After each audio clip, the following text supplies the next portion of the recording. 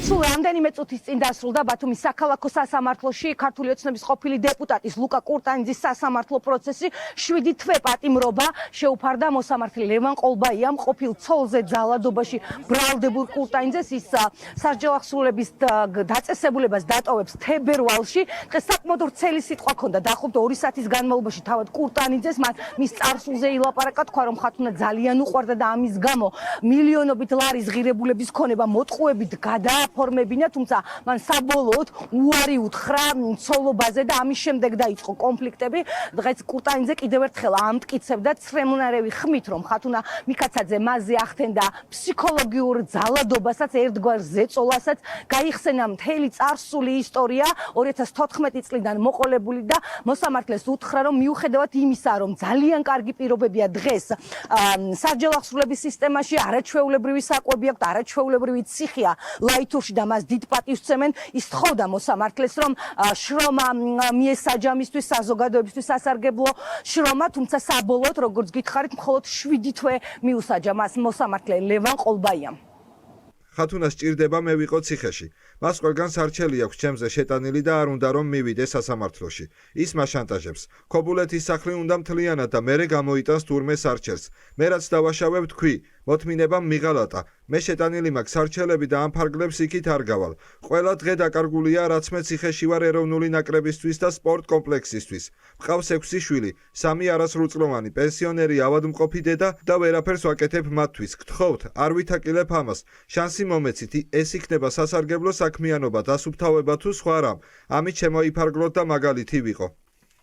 მან აღია რა ქალზე ძალადობა და დღეს ბევრი დეტალზე გაამახვილა ყურადღება. რას გვეტყვით? მამა თქვენის განაჩენზე გვინდა თქვენი კომენტარი როგორი? აი რაც ძალიან კარგი კაცია მამაჩემი. არ მინდა მაგ თემაზე საუბარი. ჩემი დაძმანი ძალიან მიყვარს და გვერდში დაუდგები ყოველთვის.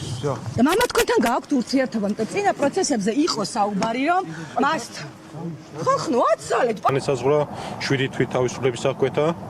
თავისუფლების აღკვეთა დაიწყო დაკავების მომენტიდან და სადღაც 2 თვეში თებერვალში გათავისუფლდება სასჯელ ახსრულების დაწესებულებიდან. ქალზე ყოფილ ცოლზე ძალადობისთვის მათ მხოლოდ 7 თვე მიუსაჯეს. ხო, ჩვენ უნდა გვესმოდეს, რომ ეს არ იყო ძალადობა რა სტანდარტული ფორმით, ეს ადგილზე სტანდარტული ფორმით სასწრაფოს არ ყოფილა ადგილზე გამოძახებული, დაზიანება იმდენად სუბუქი იყო და ის გამოწვეული იყო იმ ძიმე შეურაცხყოფებით, რაც დაზარალებული აყენებდა ბატონ ელდარს. ბატონ ელდარმა ხელი მოკიდა, რომ გაიყვანა ტერიტორიიდან.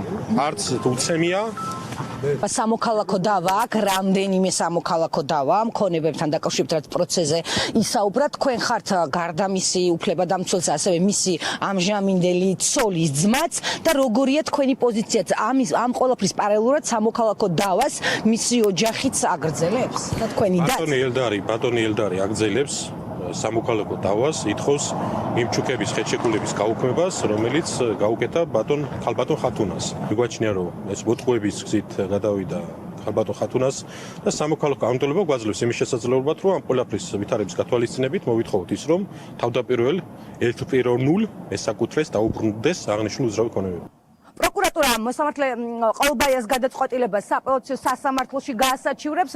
ადვოკატი კი ამბობს, რომ კურტანიძესთან კონსულტაციის შემდეგ გადაწყვეტს გაასაჩივრებენ თუ არა ამ გადაწყვეტილებას, თუმცა დააზუსტა ერთი ფაქტი, რომ სხვადასხვა ქონებებზე სხვადასხვა მუნიციპალიტეტში სამოქალაქო დავა ხათუნა მიქაცაძესთან გაგრძელდება. მე აქვე გეტყვით, რომ დღეს ხათუნა მიქაცაძის წერილიც წაიკითხა მოსამართლე ლევან ყოლბაიამ 5 გვერდიან წერილში. მიქაცაძე ამბობდა, რომ ის თავს უსაფრთხოდ არ იგრძნობდა თუ სასჯელის უმაღლეს ზომას არ მისცემდნენ კურტანიძეს, თუმცა საბოლოოდ გადაწყვეტილება ასეთია. ქართული ოცნების ყოფილი დეპუტატი სულ რაღაც 2 თვე ნახევარში ციხეს დატოვებს. მას ბრალი წაყენებული ჰქონდა რამდენიმე მუხლით, თუმცა საბოლოოდ გამართლდა რამდენიმე ნაწილში და დარჩა მხოლოდ ყოფილ ცოლზე ძალადობა, რომელიც მან აღიარა და დღესაც კიდევ ერთხელ საზოგადოებას, ოჯახის წევრებს და გამოყო განსაკუთრებით საკუთარ თანაპარტიელებსაც ბოდიში მოუხადა იმის გამო, რომ სიყვარულმა ამ მდგომარეობამდე მიიყვანა.